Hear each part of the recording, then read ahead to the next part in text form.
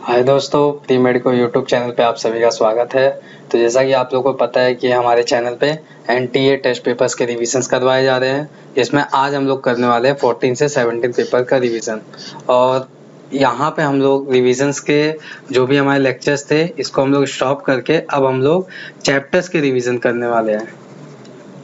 अगले लेक्चर में हमारा जो होगा चैप्टर का रिवीजन होगा, उसमें भी उन चैप्टर्स को पहले कवर किया जाएगा जो कि ज़्यादा स्कोरिंग होगा। यहाँ पे क्वेश्चंस आप अपने से लगाते रहिएगा और जो भी डाउट होगा कमेंट बॉक्स में डालिएगा।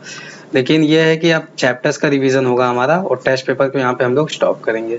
तो चलिए आज शुरू करते हैं एनटीए टेस्ट पेपर 14 से लेकर 17 तक का टेस्ट पेपर। एनटीए 14 का क्वेश्चन नंबर 4 यहाँ पे पूछा था कि फाइंड आउट द रेजिस्टेंस। यहाँ पे इम्पीडेंस था, पूरा स्क्रीनशॉट नहीं आ पाया, यहाँ पे इम्पीडेंस था कि फाइंड आउट द इम्पीडेंस। तो इम्पीडेंस क्या होगा, under root R square plus XL square. लेकिन ये कब होता है, जब इसमें करंट जाती है। और जनरली जब हमारे पास ऐसा कुछ सर्किट होता है जिसमें कैपेसिटर और रेजिस्टेंस और खाली कुछ ना कहा हो, टी इक्वल टू 0 या टी इक्वल टू इनफाइनाइट, कुछ भी ना कहा हो, तो हम लोग प्रीफर किसको करते हैं, टी इक्वल टू इनफाइनाइट को।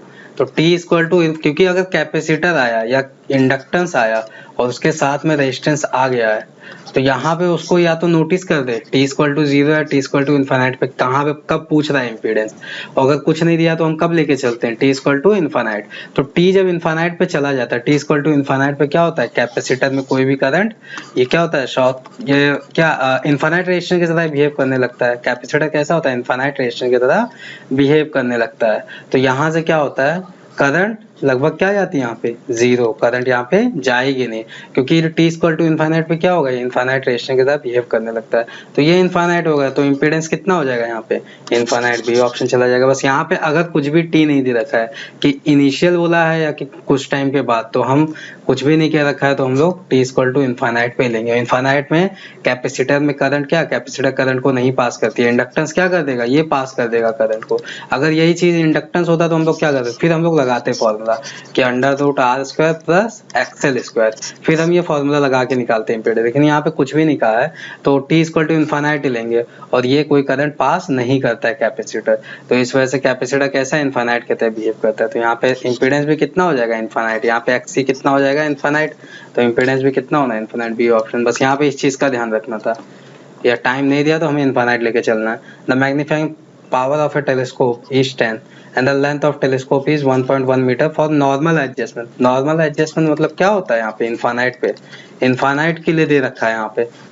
the magnification by an image is formed at least distance of distinct vision। ये कितने पे है, 25 सेंटीमीटर पे है। तो यहाँ पे हमें क्या दे रखा है, यहाँ पे मैग्नीफाइंग पावर दे रखा है यहाँ पे इनफाइनाइट के लिए, और हमें पूछा है मैग्नीफाइंग पावर 25 सेंटीमीटर के लिए।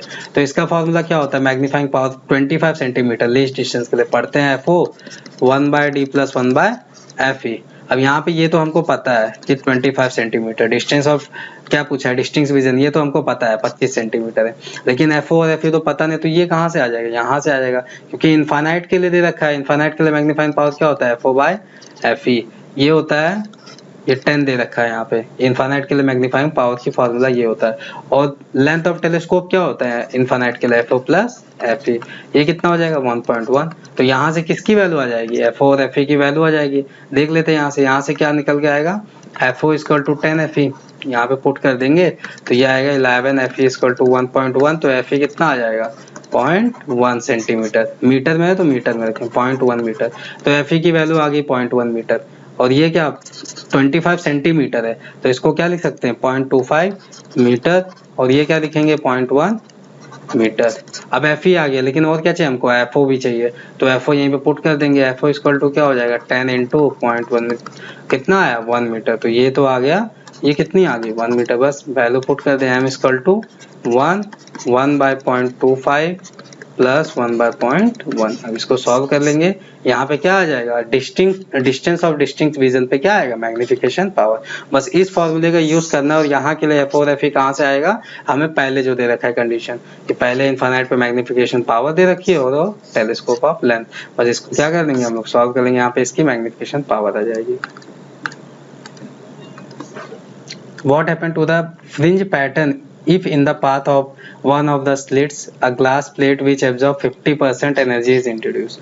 तो यहाँ पे कहा है एक स्लिट के सामने हम लोग ऐसा स्लैब रख रहे हैं जो कि 50% एनर्जी को क्या कर दे रहा है, यहाँ पे एब्जॉर्ब कर ले रहा है। बच कितना रहा है वहाँ पे, खाली 50%।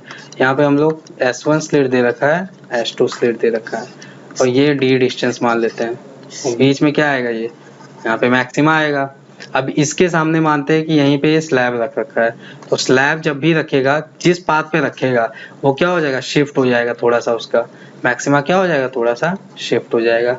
और ये स्लैब ये क्या कर रहा है, 50% एनर्जी को क्या कर रहा है, रेड्यूस कर दे रहा है, एब्जॉर्ब कर ले रहा है, मतलब क्या रेड्यूस कर, 50% ही बच रहा है।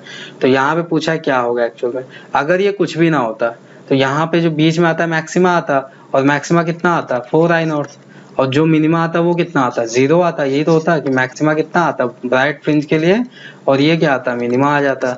लेकिन यहाँ पे क्या कह दिया है कि 50% एब्जॉर्ब कर रहा है, मतलब इसके पास अब 50% बचा है, तो यहाँ पे मैक्सिमा क्या हो जाएगा, रेड्यूस, क्योंकि क्या है यहाँ पे रेड्यूस हो गया ना ये, तो मैक्सिमा क्या हो जाएगा, रेड्यूस। और मिनिमा क्या होगा, मिनिमा अब 0 हो नहीं पाएगा, क्योंकि मिनिमा के लिए क्या होता है, रूट I1 रूट I2 का स्क्वायर, यही तो होता है। अब पहले क्या थे, दोनों बराबर थे, अगर ये स्लैब ना होता तो दोनों इंटेंसिटी क्या होती, बराबर, तो मिनिमा क्या हो जाता है, यहाँ पे 0 हो जाता। और अब क्या हो गया, 50%, एक का खाली 50% रेड्यूस हो, मतलब एक का खाली क्या 50% है अभी, तो इसको हम लोग लिख देंगे अगर रूट I माइनस, तो ये क्या लिखेंगे, रूट I/2 का स्क्वायर, यही तो लिखेंगे, मतलब अब 0 नहीं हो रहा है। अब डार्क फ्रिंज हमारा क्या है, यहाँ पे इंटेंसिटी 0 नहीं हो रही है, तो इसका मतलब क्या निकल गया है कि ब्राइटर वाला क्या हो रहा है, ब्राइटर वाला रेड्यूस हो रहा है। ये क्या हो रहा है, ब्राइट फ्रिंजेस बिकम ब्राइटर, ये क्या है, गलत है। ब्राइट फ्रिंज क्या हो जा रहा है, रेड्यूस हो जा रहा है, और डार्क फ्रिंज क्या हो जा रहा है, यहाँ पे वो थोड़ा बढ़ जा रहा है, ब्राइट हो जा रहा है। डार्क फ्रिंज ब्राइट हो रहा है, और ब्राइट फ्रिंज क्या हो रहा है, हल्का सा डार्कर बन जा रहा है। और लेकिन यहाँ पे हमें फ्रिंज पैटर्न के बारे में ऐसे क्या है, मुझे खाली ऑप्शन एक्सप्लेन करना था, इसीलिए मैंने इतना किया। वरना यहाँ पे क्या होता है, कभी भी कोई स्लैब रखते हैं तो फ्रिंज पैटर्न कभी चेंज नहीं होता, क्या होता है, शिफ्ट होता है खाली। वो ये फ्रिंज पैटर्न यहाँ पे क्या होता है, शिफ्ट हो जाता है। जैसे देखिएगा स्लैब रखने से होता क्या है, जैसे हमारी स्क्रीन थी है, तो पहले अगर हमारा यहाँ पे मैक्सिमा, पहले अगर हमारा कुछ इस तरह ऐसे बन रहा था, तो अब स्लैब रखने से क्या हो जाएगा, शिफ्ट हो जाता है कुछ, ये ऊपर अगर रख दिया हमने तो ऊपर की तरफ शिफ्ट हो जाएगा, तो इसका कुछ ऊपर की तरफ आएगा यहाँ पे। तो ये शिफ्टिंग हो रही है खाली, क्या हो रही है, ये अगर स्लैब रखा है तो खाली शिफ्टिंग हो रही है। लेकिन ये क्या रहने वाला है, फ्रिंज विड्थ क्या रहने वाला है, सेम। तो यहाँ पे क्या होने वाला है, फ्रिंज विड्थ में कोई चेंज नहीं होने वाला है। यहाँ पे क्या होगा, फ्रिंज पैटर्न केवल शिफ्ट होता है, तो यहाँ पे none of the above. A bird weighs 2 kilogram and is inside a closed cage of 1 kg। तो कोई केज है, यहाँ पे इसका मास कितना दे रखा है, 1 kg, और इसमें क्या है, कोई बर्ड है, यहाँ पे कोई बर्ड है जिसका मास दे रखा है 2 kg। अब ये क्या कह रहा है, start flying with constant velocity, ये उड़ने की कोशिश कर रहा है, ये क्या कर रहा है, उड़ने की कोशिश। Then what is the weight of the bird and cage assembly, तो पूछा है टोटल बता दो कितना वेट हो जाएगा। तो ये क्या रखा है, कांस्टेंट वेलोसिटी, मतलब यहाँ पे कोई एक्सीलरेशन क्रिएट नहीं कर रहा है, तो अपने वेट के बराबर ही खाली mg फोर्स लगाएगा यहाँ पे। तो क्या हो जाएगा टोटल, ये तो केज का पूरे नेट का कितना हो जाएगा, इसका 2g और इसका कितना 1g, कितना आएगा 3g। लेकिन यहाँ पे हमें न्यूटन निकाली, किस फॉर्म में पूछा है, यहाँ पे किलोग्राम में पूछा है, तो कितना हो जाएगा 3 हो जाएगा, सी ऑप्शन। अगर ये एक्सीलरेशन लगाता तो ये इंक्रीज या डिक्रीज हो जाता, फिर इसके लिए हम लोग क्या लिख सकते थे, अगर ये नीचे की तरफ ऐसे एक्सीलरेशन लगाता तो इसके लिए हम लोग क्या लिख सकते थे, g प्लस ए, फिर इसका नेट कितना आता है, नेट वेट 2g प्लस ए, अगर एक्सीलरेट करके उड़ता तो। लेकिन ये क्या कह रहा है, कांस्टेंट वेलोसिटी, एक्सीलरेशन क्या है 0, तो केवल कितना आना है यहाँ पे 2g, तो 2g इसका हो गया, 1g किसका हो गया, केस का, तो कितना आ गया 3g। तो यहाँ पे किलोग्राम के टर्म में पूछा था, तो कितना आएगा, केवल 3 kg। तो कौन सा ऑप्शन हो गया, C option. A stationary object has 4 degrees Celsius and weighing 3.5 kilogram falls from a height of 2000 metre. तो यहाँ पे कोई हाइट है 2000 मीटर और ऑब्जेक्ट है हमारा 3.5 किलोग्राम का, तो यहाँ से फॉल हो रहा है on a snow mountain at, यहाँ पे किसी स्नो माउंटेन पे गिरा है जो कि 0 डिग्री सेल्सियस है। If the temperature of the object just before hitting the snow is, और यहाँ पे क्या है, पहले इसका यहाँ पे टेम्परेचर कितना था 4 डिग्री सेल्सियस, और आते आते यहाँ पे जस्ट जब हिट करने वाला हो रहा है ये 3.5 kg का बॉडी, इसका भी टेम्परेचर कितना होता है 0 degree Celsius. And the object come to rest immediately, उसके बाद क्या हो रहा है, ऑब्जेक्ट यहाँ पे रेस्ट पे आ जा रहा है, यहाँ पे हमारा ऑब्जेक्ट क्या आ रहा है, आके माउंटेन पे गिर जा रहा है। तो पूछा है यहाँ पे then the object will melt. तो पूछा ऑब्जेक्ट कितना मेल्ट होगा, तो जाहिर सी बात है यहाँ पे अगर पहले एकदम हाइट पे था तो क्या था इसके पास, पोटेंशियल एनर्जी थी mgh, और नीचे आते आते मेल्ट हो जाएगा। तो ये जो मेल्ट होगा क्या होगा, यही तो होगा, जितनी इसके पास एनर्जी होगी उतनी तो मेल्ट होगी है, जितनी उसके पास एनर्जी रही होगी वही तो मेल्ट होगी। तो यही क्या हो जाएगा, mgh इक्वल टू ml। और यहाँ पे पूछा क्या है, कितना मेल्ट होगा, मतलब m डैश, पूरा नहीं मेल्ट हो रहा है। ये हमें पता भी चल रहा है कि यहाँ पे लिख भी रखा है कि ये जब हमारा बॉडी गिर रहा है, जो भी हमारे पास क्या आता है स्टेशनरी ऑब्जेक्ट, जो भी ऑब्जेक्ट हमारा गिर रहा है नीचे आके टकरा रहा है, इसका पॉइंट 3.5 था, लेकिन ये कह रहा है पूरा मेल्ट नहीं हुआ। अगर पूरा होता तो दिखता ही नहीं, ठीक है। यहाँ पे कह सकता था कि यहाँ पे बॉडी पूरी मेल्ट हो जा रही है, लेकिन यहाँ पे कह रहा है कितना मेल्ट हुआ। तो हम लोग देख सकते हैं यहाँ से m डैश मान लेते हैं मेल्ट हुआ, तो क्या लिखेंगे mgh/l m डैश। तो ये क्या हो जाएगा, m डैश इतना ही तो मेल्ट हुआ, m की वैल्यू कितनी है 3.5 और 10, और ये कितना हो जाएगा 2000/L। L कितना दे रखा है, यहाँ पे किस में रखेंगे, सब कुछ मीटर पर सेकेंड ऐसा चल रहा है ना, यहाँ पे क्या रखेंगे, जूल में रखेंगे। यहाँ पे 3.5 10⁵। तो यहाँ पे किस में आएगा, ये किलोग्राम में आएगा। ये किस में, यहाँ पे जो भी आएगा किस में आएगा, किलोग्राम में।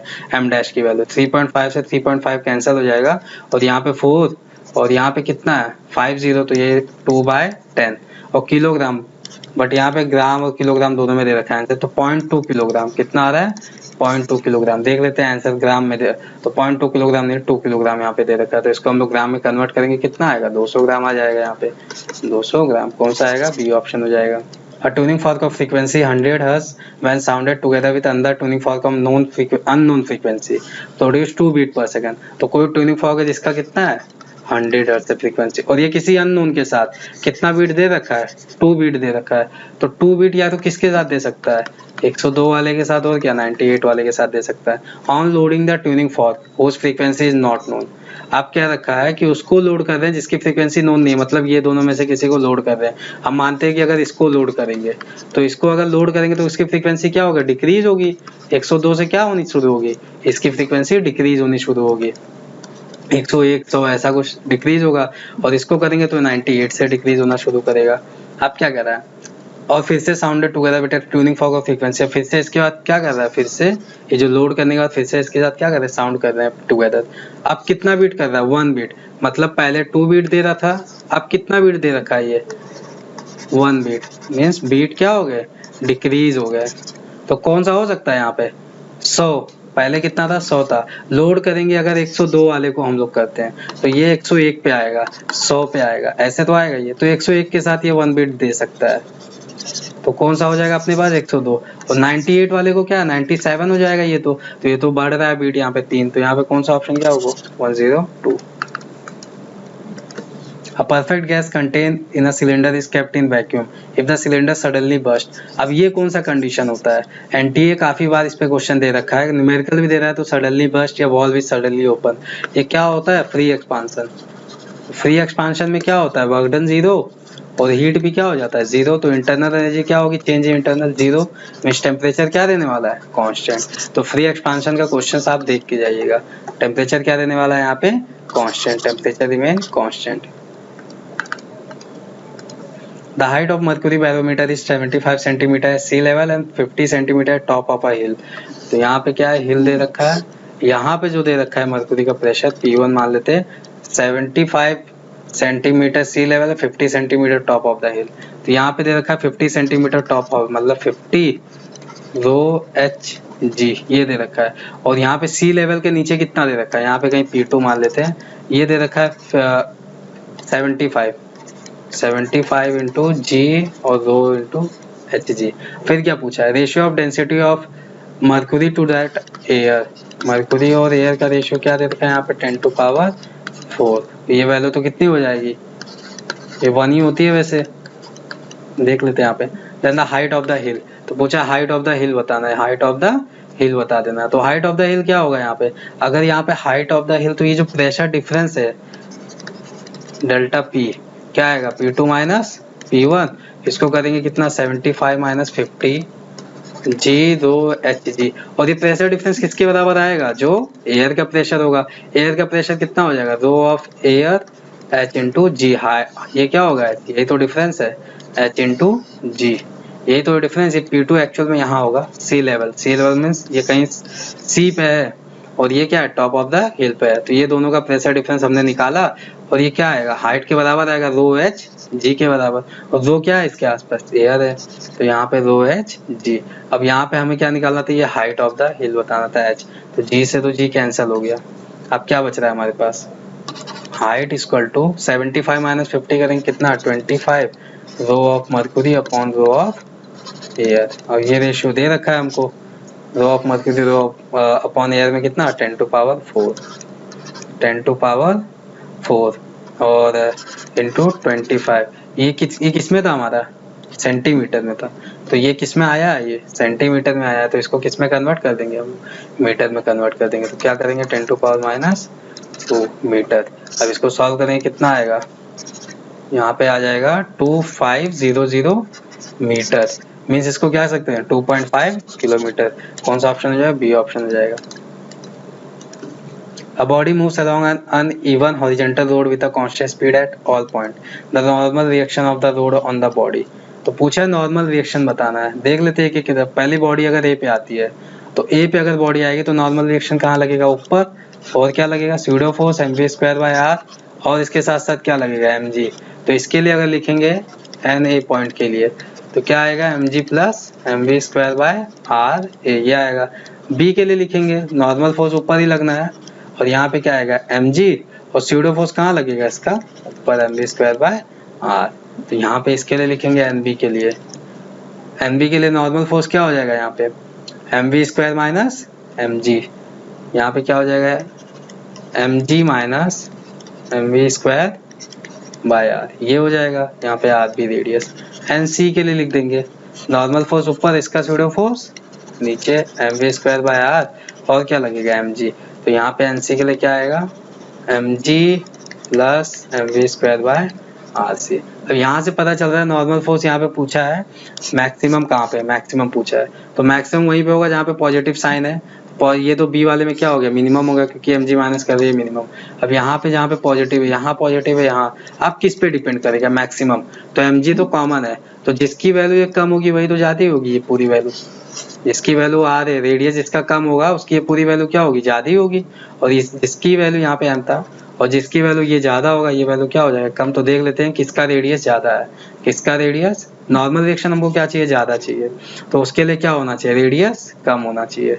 तो नॉर्मल रिएक्शन अगर हमको मैक्सिमम चाहिए तो रेडियस क्या होना चाहिए मिनिमम होना चाहिए। देख लेते हैं किसका कम है, ए के लिए देखते हैं। तो ए के लिए रेडियस क्या है यही तो रेडियस बनाएगा, और बी के लिए ये बना लेगा कुछ हमारे पास। तो यहाँ से क्या पता चल रहा है ए का रेडियस क्या है कम है तो ये वैल्यू कम तो ये पूरी वैल्यू ज्यादा, और mg क्या है बराबर, तो कौन सा ज्यादा हो जाएगा n, तो कहाँ पे मैक्सिमम हो जाएगा ए पॉइंट पे। Two loop P N Q R made from a uniform wire, the ratio यहाँ पे क्या रखा है uniform wire, the ratio the radii of P N Q r1 दे रखा है r2 देखा respectively, their moment of inertia are i1 i2 respectively, i2 equal to 4i1, तो i2 इक्वल टू क्या दे रखा है 4i1। अब ये क्या दे रखा है लूप है तो लूप का क्या होता है mr², तो यहाँ पे हम लोग क्या लिख सकते हैं m2 r2 square equal to यहाँ पे क्या लिख सकते हैं m1 r1 स्क्वायर इंटू 4। अब यहाँ पे हमें मास के बारे में कुछ नहीं बताया लेकिन ये कहा है कि यूनिफॉर्म वायर है सेम वायर है, तो यहाँ पे डेंसिटी और वॉल्यूम के टर्म में लेके आना है। तो इसको हम लोग क्या लिख सकते हैं मास को डेंसिटी इंटू वॉल्यूम, और फिर क्या देखा है यहाँ पे two loop P N Q made from uniform wire radii of P N Q, यहाँ पे रेडियाई के टर्म में लेके आना है। तो रो और वॉल्यूम को क्या लिख सकते हैं 2πr इंटू एरिया, यही तो लिख सकते हैं। ये हमारा अगर लूप था यहाँ पे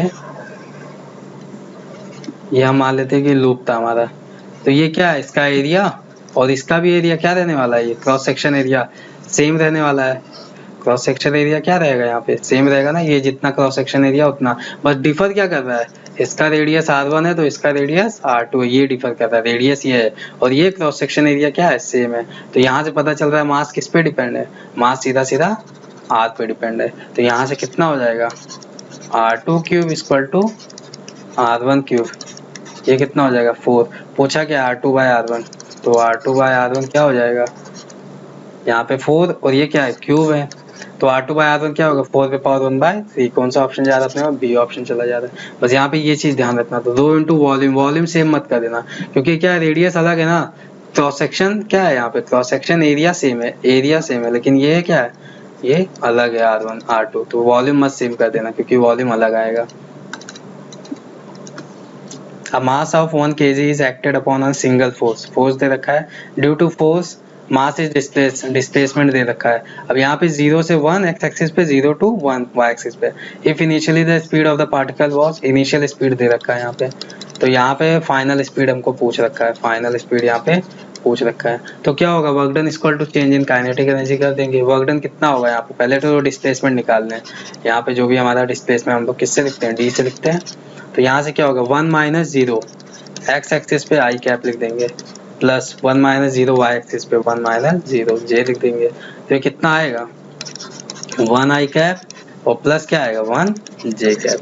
तो डिस्प्लेसमेंट हो गया। और फोर्स कितना था 4 आई प्लस 4 जे, तो 4 I plus 4 J cap dot 1 I cap plus 1 J cap equal to change in kinetic energy half M V final square minus V initial square. अब ये दे रखा है मास की वैल्यू दे, सब दे रखा है, वी फाइनल निकालना है।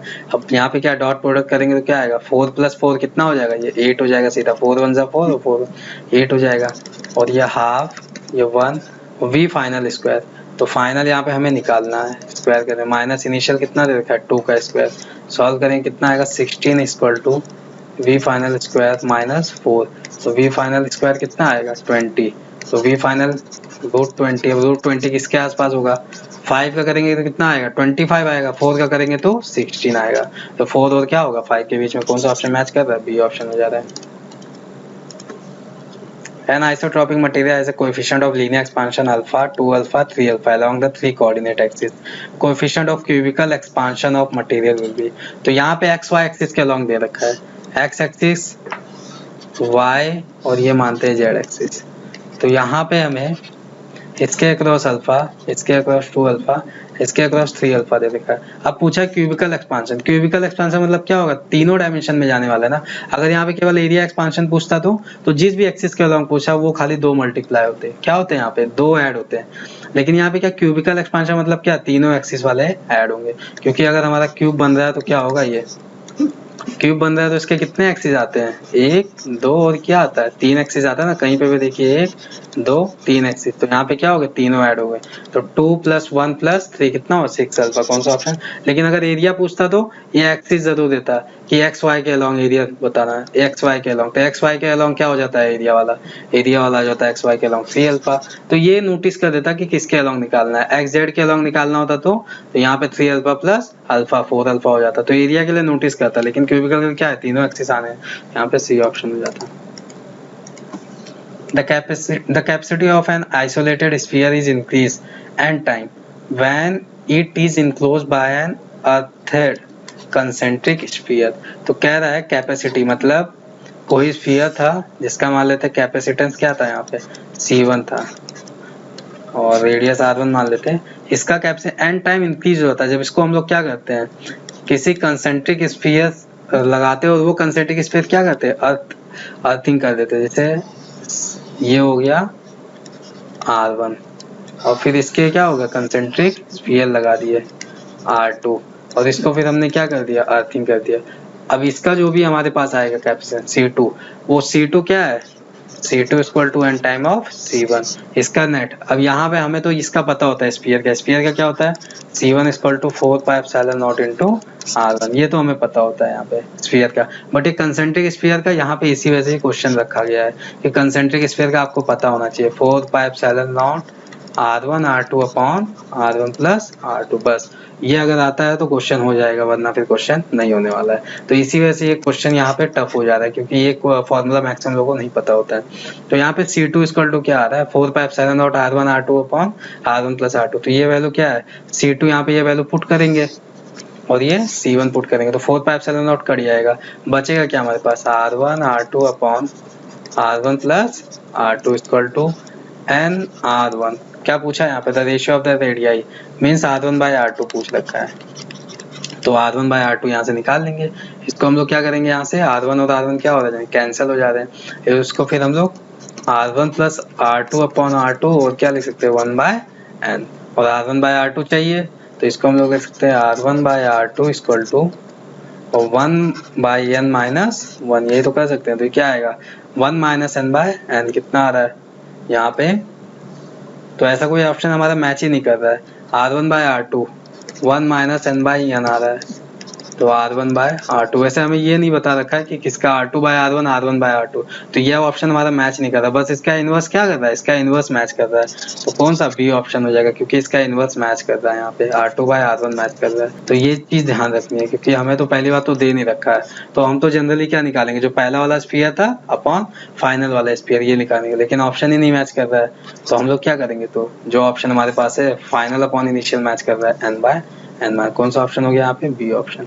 A current I equal to 20 sine, ये क्या है, ओमेगा की वैल्यू दे रखी है 100 पाई, इज पास्ट एम्पेयर है, एक कोई करंट दे रखा है 20 sine omega T ampere is passed in a first coil which induce a maximum EMF of, EMF कितना induce 10 pi volt in the second coil, the mutual inductance for the pair of the coil.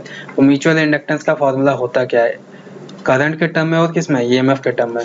तो EMF equal to क्या होता है यहाँ पे M, और यहाँ पे म्यूचुअल इंडक्टेंस के टर्म में करंट का formula D I by D T, यही होता है। तो यहाँ पे एम हो जाएगा और D I by D T, तो डी आई यहाँ पे आई कितना रख देंगे 20 sine 100 pi into T upon D T. अब ये आना चाहिए आपको इसका डिफरेंशिएशन, तो 20 क्या है कांस्टेंट है, तो 20 एम। अब साइन ये क्या लिखा है, साइन एक तरह से क्या है ये ओमेगा, तो sign omega T upon D T क्या होता है यहाँ पे omega into cos omega T, यही तो होगा। बस ये आना चाहिए, ओमेगा की वैल्यू कितनी 100 पाई, तो 100 पाई कॉस ओमेगा टी। तो ये इंड्यूस ईएमएफ का फॉर्मूला हमारे पास आ गया, ये आया हमारे पास फॉर्मूला। अब क्या दे रखा है यहाँ पे, विच इंड्यूस मैक्सिमम, ये मैक्सिमम पूछा है, ये मैक्सिमम, तो मैक्सिमम कब होगा जब ये वैल्यू कितनी होगी 1, तो ये वैल्यू दे रखी है अपने पास मैक्सिमम 10 पाई, तो 10 pi equal to 20 M into 100 into pi, pi से पाई कैंसिल, म्यूचुअल इंडक्टेंस पूछ रखा था 0 से 0, तो म्यूचुअल इंडक्टेंस यहाँ पे कितना आ रहा है 1/200। अब यहाँ पे हेनरी आएगा, बट मिली हेनरी में पूछ रहा है, किससे मल्टीप्लाई कर देंगे 1000 से, तो क्या आएगा यहाँ पे 200 कितना 5 टाइम जाएगा, यहाँ पे D option 5 milli henry. Uniform magnetic field exist in a region given by, तो मैग्नेटिक फील्ड दे रखा है, a rod of length 5 metre is place along Y axis, rod कहाँ रखा है अलोंग वाई एक्सिस, यहाँ पे पूरा डायमेंशनली है 5 metre, and is move along X axis, कैसा मूव कर रहा है ये एक्स एक्सिस के अलोंग, और स्पीड दे रखा है 1 metre per second, 1 metre per second. The induce EMF in the rod will be, तो इंड्यूस ईएमएफ क्या होगा, पहली बात तो इंड्यूस ईएमएफ वहां पे होगा जहाँ पे तीनों वेक्टर क्या होने वाले हैं परपेंडिकुलर होने चाहिए, तो velocity X axis, length Y axis, तो मैग्नेटिक फील्ड कौन सा लेंगे जेड एक्सिस वाला, या तो प्लस जेड या माइनस जेड, तो कौन सा लेंगे केवल जेड एक्सिस वाला। यहाँ पे हमें इससे और इससे नहीं मतलब है, क्योंकि इंड्यूस ईएमएफ कब होगा जब वहाँ पे लाइंस क्या होंगी कटेंगी, तो लाइंस कौन सी कटेंगी यहाँ पे केवल क्रॉस कटेंगी या फिर क्या कटेंगे डॉट, तो हमको क्या दे रखा है डॉट वाला दे रखा है 5 टेस्ला, तो हमको ये वैल्यू दे रखी है, तो हम लोग लगा देंगे यहाँ पे बी वी एल, तो कितना होगा यहाँ पे 5 इंटू 5 इंटू 1, तो 5 इंटू 5 इंटू 1 कितना है 25 वोल्ट, यहाँ पे बी ऑप्शन है। बस यहाँ पे ये चीज ध्यान रखना हमें रखना कौन सा है, क्योंकि यहाँ पे तीनों मैग्नेटिक फील्ड दे रखी है, तो हमें कौन सा रखना है, तीनों क्या होने चाहिए परपेंडिकुलर होना चाहिए, तो इसी वजह से हम लोग कौन सा रख देंगे यहाँ पे केवल क्रॉस वाला, क्योंकि एक्स एक्सिस है लेंथ वाई एक्सिस है, तो मैग्नेटिक फील्ड कहाँ जाएगी जेड एक्सिस वाली, तो जेड एक्सिस वाली 5 दे रखी है। The time required for the 50 Hz alternating current to increase from 0 to 70.7% of its peak value, तो इसका इक्वेशन क्या होता है I dash equal to I nought sin omega t। अब ये करंट क्या हो रहा है 70.7%, मीन्स कितना एम्पियर 0.07, यही तो होगा 0.707, ये I नॉट की वैल्यू पे I नॉट साइन ओमेगा की जगह क्या लिख सकते हैं 2 पाई इंटू फ्रीक्वेंसी, क्योंकि फ्रीक्वेंसी दे रखी है हमको, इंटू टाइम, आई नॉट से आई नॉट कैंसिल, ये क्या है 0.7, इसको हम लोग क्या लिख सकते हैं 1/2। बस यहाँ पे जब भी एसी में आ रहा है तो हमेशा ये वैल्यू हमेशा दे रहा है, तो आपको ये वैल्यू की सीधी सीधी ये डाटा याद करिए 1/2 होता है sign 2 pi F into T. अब यहाँ से हम लोग जब करेंगे तो ये कितना होगा 45 मीन्स पाई बाय 4, तो pi by 4 equal to 2 pi F into T. Pi से पाई कैंसिल हो जाएगा और ये कितना आएगा, फ्रीक्वेंसी कितना 50 दे रखा है और ये 4 2 जा कितना 8, तो 1/8 इंटू 50, ये क्या हो टाइम, तो 8 5 जा क्या 40, यानी टाइम कितना हो गया 1/400 सेकेंड। और किस में दे रखा है, ये मिली सेकेंड में दे रखा है, तो मिली सेकेंड में 1000 से मल्टीप्लाई कर देंगे तो 1000/400 कितना आएगा 2.5। कौन सा ऑप्शन, ये ऑप्शन हो जाएगा। The plane surface of a plano convex lens of focal length f is silvered. तो यहाँ पे हमारा क्या कर रहा है, प्लेनो कॉन्वेक्स लेंस था, इसके प्लेन सर्फेस को क्या कर दे रहा है, सिल्वर कर दे रहा है, तो इट बिहेव एज है। तो ये काफी पूछ रहा है कॉम्बिनेशन ऑफ मिरर का क्या होता है, 1/f कॉम्बिनेशन जो भी होता है यहाँ पे क्या होता है 1/f mirror minus 2/f of length, ये होता है फॉर्मूला हमारे पास। अब यहाँ पे मिरर कैसा हो जाएगा, यहाँ पे प्लेन मिरर बनेगा तो इनफाइनाइट हो जाएगा ये, तो माइनस 2/f लेंस, तो प्लेनो कॉन्वेक्स लेंस का कितना दे रखा था f कर देंगे, तो f ऑफ कॉम्बिनेशन कितना आ रहा है -f/2 मीन्स क्या बन रहा है यहाँ पे कॉनकेव, तो यहाँ पे क्या आ रहा है concave mirror of focal length f/2, C option हो जाएगा। ये क्वेश्चंस काफी बार ऐसे क्वेश्चंस आ रहे हैं, कभी इसको सिल्वर कर रहा है तो कभी प्लेन सरफेस को कर रहा है। हमारे पास कौन सा फॉर्मूला, ये फॉर्मूला है इसके लिए। What is value of current I in the given circuit, तो ये हमें करंट बताना है, जेनर डायोड में कितना करंट जा रहा है। ये अगर 6 वोल्ट है तो ये कितना आएगा 6 वोल्ट, मीन्स इसके अक्रॉस कितना जाना है, इसके अक्रॉस कितना करंट चला जाएगा 6/1000 मीन्स 6 मिली एम्पेयर। तो यहाँ से जो करंट जा रहा है कितना जा रहा है 6 मिली एम्पेयर, और हमें जेनर डायोड का लेकिन बताना है, तो हम क्या करेंगे यहाँ से आने वाली करंट निकाल देंगे और इतना माइनस कर देंगे, क्या आ जाएगा जेनर डायोड में जाने वाली करंट आ जाएगी। अब इसके अक्रॉस कितनी करंट जा रही है ये देखना है, तो ये अगर 6 वोल्ट है तो इसके अक्रॉस कितना आ गया, टोटल 16 था तो कितना आया 10 वोल्ट, तो अब करंट कितनी जाएगी यहाँ पे, करंट यहाँ पे जो जाएगी हमारे पास इसके अक्रॉस वो आएगा 10/1000 मीन्स 10 मिली एम्पेयर। तो यहाँ से आ कितनी रही है 10 मिली एम्पेयर, और यहाँ पे कितनी, यहाँ से हमारी आई थी 10 मिली एम्पेयर, जो कि 1 किलो ओम वाले में कितनी चलेगी 6 मिली एम्पेयर। तो बचा कितना, जेनर में कितना जाएगा यहाँ पे 4 मिली एम्पेयर। कौन सा ऑप्शन है, सी ऑप्शन हो जाएगा। जेनर डायोड के क्वेश्चंस काफी बार पूछे जा रहे हैं। The figure gives a system of logic gate from the study of truth table it can be found that to produce a high output 1 at R, output हमें कितना चाहिए आर पे 1 चाहिए, तो हमें यहाँ पे बताना है कि x और y कितना रखना पड़ेगा। तो एक एक करके यहाँ पे इसका यही एक ही ट्रिक है, अगर आप x y अगर कुछ ऐसा कुछ बना के चलते तो काफी लंबा पड़ सकता है अगर लंबी सर्किट आए, तो इसका यही ऑप्शन है आपके पास, वैल्यू पुट करें ऑप्शन के हिसाब से, ये थोड़ा आसान पड़ेगा। 0 रखेंगे पहले ऑप्शन के हिसाब से, 1 रखेंगे तो 0 का यहाँ पे कितना आएगा 1 और ये कितना 0 और यहाँ पे 0। अब ये कौन सा गेट है, यहाँ पे नैंड गेट है, तो क्या होता है A.B पे बार, तो 0.0 पे बार कितना आ जाएगा यहाँ पे 1, और ये कितना आना है 1, तो ये आएगा 1 + 1 पे बार, तो यहाँ पे कितना 0 आएगा। तो ये ऑप्शन तो गया क्योंकि हमें आउटपुट तो 1 चाहिए। सेकंड ऑप्शन चेक करते हैं 1 1 रख के, तो 1 1 जब यहाँ पे रख के हम लोग चेक करेंगे 1 रख देते हैं 1, तो ये 0 आएगा और ये 1 1 0, तो यहाँ पे फिर से 0.1 0 पे बाद कितना 1 आ जाएगा, 1 फिर से 1, तो वापस से क्या आना है यहाँ पे 0 आ जाना है, तो ये भी गया। बचा हमारे पास सी ऑप्शन, देख लेते हैं यहाँ पे फिर क्या रखना है 1 और 0, इसको 0 कर देना, तो ये 0 करेंगे तो ये वैल्यू 1 आ जानी है, तो ये 0 1 यहाँ पे ये 1 का 0, तो 0 1 का यहाँ पे कितना आएगा 0 0 का कितना आने वाला है यहाँ पे 0 0 का यहाँ पे 0 आ जाएगा, और 1 1 का कितना आएगा 0, और 0 + 0 पे बाद कितना हो 0 + 0 पे बाद, तो 0 पे बाद कितना आएगा 1 आ जा रहा है, मीन्स कौन सा ऑप्शन सही है, C option.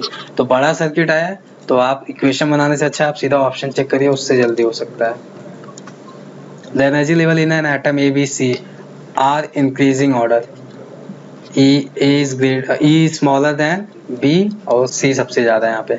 The X-ray emitted in transmission, C से कहाँ B से A फिर C2 है, हैव वेवलेंथ λ1 λ2 λ3, C2B क्या है λ1 और B2 है λ2 और क्या है C2 है λ3। तो यहाँ से दिख रहा है C2 अगर A आ रहा है तो उसका एनर्जी किसके बराबर होगा, जो कि पहले कहाँ से C2B और किसके B से A, यही तो होगा। C से जो A में आने की कुल एनर्जी जितनी भी खर्च होगी, जितनी भी पूरी एनर्जी वो किसके बराबर होगी, जो सी से बी में आने में एनर्जी प्लस बी टू ए में आने में एनर्जी कर दो।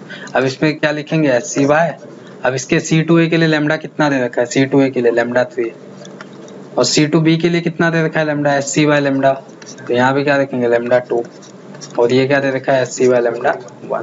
तो इसके लिए एस सी कट जाएगा, क्या आ रहा है यहाँ पे हमारे पास 1 by lambda 3 1 by lambda 2 plus 1 by lambda 1। अभी एनटीए इस ऑप्शन को कभी ऐसा दे रहा है और कभी इस फॉर्म में दे रखा है, तो ये वाला क्वेश्चन जरूर आप देख लीजिएगा, बी ऑप्शन हो जाएगा। If the overbridge is concave instead of mean convex, the thrust on the road at the lowest position। अब कह रहा है ओवरब्रिज क्या होता है जनरली हमारा कॉन्वेक्स होता है, लेकिन कह रहा है ऐसा नहीं है, क्या है हमारा कॉन्केव है, ऐसा है कुछ। तो पूछ रहा है यहाँ पे thrust on the means normal force पूछ रहा है, नॉर्मल फोर्स कितना होगा, तो नॉर्मल फोर्स क्या होगा यहाँ पे स्यूडो फोर्स लगेगा mv स्क्वायर बाय आर और क्या लगेगा mg, ब्लॉक क्या लगेगा mg लगेगा, तो क्या होगा n equal to mg plus mv square by R, ये ऑप्शन हो जाएगा। सर्कुलर मोशन से यहाँ पे काफी क्वेश्चन बना रहा है। Which of the following statement is not true, पूछा है स्टेटमेंट कौन सा ट्रू नहीं है। The coefficient of friction between two surface increase as the surface in the contact are made rough, तो जितना ज्यादा रफ होगा फ्रिक्शन क्या होता है बढ़ता है, ये सेंटेंस तो सही है। The force of friction acts in a direction opposite to the applied force, ये भी सही है। Rolling friction in greater than sliding friction, ये क्या हो गया है गलत हो गया, क्योंकि स्लाइडिंग फ्रिक्शन क्या होता है स्लाइडिंग फ्रिक्शन ज्यादा होता है, तो ये ऑप्शन हमारा क्या हो गया गलत हो गया। The random error in the arithmetic mean of 100 observation is x, then the random error in the arithmetic mean of 400 observation, तो 100 observation में कितना आ रहा है x आ रहा है, तो हमें 400 observation में एरर बताना है कितना आएगा, x मान लेते हैं। अब ये क्वेश्चन एरर से, लेकिन ये काफी बार हम लोग पढ़ते नहीं है। क्या होता है यहाँ पे जो भी एरर होता है वो क्या होता है 1 by number of observation, means हम जितनी बार एक्सपेरिमेंट करेंगे, जितनी बार एक्सपेरिमेंट को रिपीट, एरर हमें क्या उतना ही कम होता चला जाएगा, मीन्स हमें एक्यूरेट वैल्यू की तरफ आती चली जाएगी हमारी value.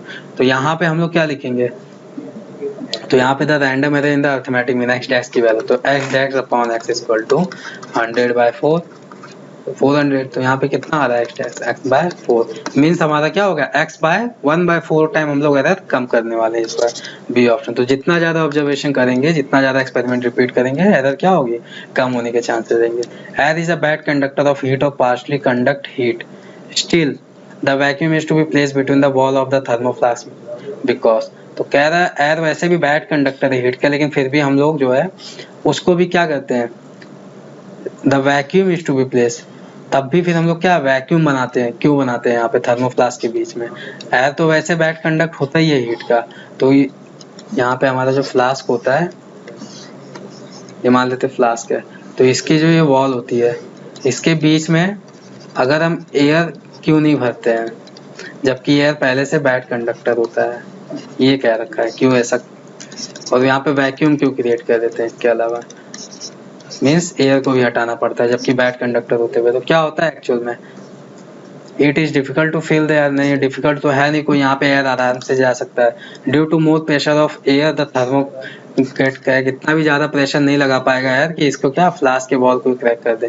Bye convection heat can flow through air, अब क्या है कन्वेक्शन को क्या चाहिए रहता है मीडियम, और अगर हमने एयर भर रखा है तो क्या मिल गया उसको मीडियम, बैड कंडक्टर तो है लेकिन क्या मिल गया मीडियम तो मिल गया ना, थोड़ा बहुत क्या होगा कन्वेक्शन से हीट सप्लाई होने लगेगी, इसी वजह से क्या करते हैं एयर को भी हटा देते हैं कि हमें वो कन्वेक्शन चाहिए ही नहीं, केवल क्या चाहिए हमें कंडक्शन चाहिए, तो सी ऑप्शन हो जाएगा। Water entered through and A with speed v1 and leaves through and b with speed v2, तो ए से क्या होना है एंटर कराना है और बी से क्या कराना है एग्जिट कराना है। फिर cylinder tube A B, the tube is always completely filled with water in case first, पहला केस क्या होता है ट्यूब इज हॉरिजॉन्टल, पहले केस में हमारा ट्यूब क्या हॉरिजॉन्टल है ए और बी, ए से जा रहा है v1 वेलोसिटी से और ये v2 से निकल रहा है, और in case two it is vertical, अब क्या है दूसरे में वर्टिकल है with end A upward, A यहाँ पे बी यहाँ पे, और ए से ही जाना है और बी से क्या करना है निकलना है। फिर क्या कह रहा है in case 3 it is vertically with and, दोबारा भी वर्टिकली है तीसरे केस में भी, बट यहाँ पे बी ऊपर है ए नीचे है, तो पानी क्या होगा अब ऊपर की तरफ जा रहा होगा v1 और v2 से निकल रहा होगा v2 से। पूछा है यहाँ पे we have v1 equal to v2, पूछा है V1 इक्वल टू V2 किसके लिए होगा। तो यहाँ पे हमें एरिया क्या दे रखा है, एरिया के बारे में कुछ नहीं बताया है यहाँ पे कि एरिया हमारा कैसा है, तो हम लोगों ने क्या मान के रखा है, सेम मान के रखा है। तो V1 और V2 क्या होंगे, हर चीज के लिए सेम रहेंगे ना, सब कौन से पाइप के लिए क्या देने वाला है, सेम रहने वाला है, क्योंकि ये भी क्या होगा, कांस्टेंट। अगर एरिया सेम है तो V1 और V2 क्या होगा, तीनों के तीनों पाइप के लिए क्या रहने वाला है, सेम। तो डी हो जाएगा इस केस में। V1 इक्वल टू V2 क्या रहने वाला है, हर एक केस में सेम रहने वाला है। If a bullet of mass 5 gram moving with velocity 100 metre पर second penetrates the wooden block up to 6 centimetre, then the average force imposed by bullet on the block। तो यहाँ पे क्या थी, हमारी बुलेट आ रही थी, इसकी वेलोसिटी थी 100 मीटर पर सेकंड। ये ब्लॉक था, तो ब्लॉक के अंदर कितना पेनिट्रेट किया, ये 6 सेंटीमीटर पेनिट्रेट कर दिया। तो यहाँ पे एवरेज फोर्स पूछा है, तो यहाँ पे जाके क्या हो जाएगा, बुलेट रुक जाएगा। तो इस पे फोर्स पूछा है, तो फोर्स क्या होगा ब्लॉक पे, m इंटू ए। तो ब्लॉक का यहाँ पे क्या दे रखा है, wooden block up to 6 centimetre, average force impose by bullet. तो बुलेट कितना यहाँ पे फोर्स लगा रहा है, m इंटू ए लगाएगा। यहाँ पे इसका दे रखा है 5 ग्राम, 5 इंटू 10 टू पावर -3। अब एक्सीलरेशन पता होना चाहिए बुलेट का, कितना है एक्सीलरेशन, 100 मीटर पर सेकंड से कितना होता है, 0। डिस्टेंस कितना कवर कर रहा है, 6 सेंटीमीटर।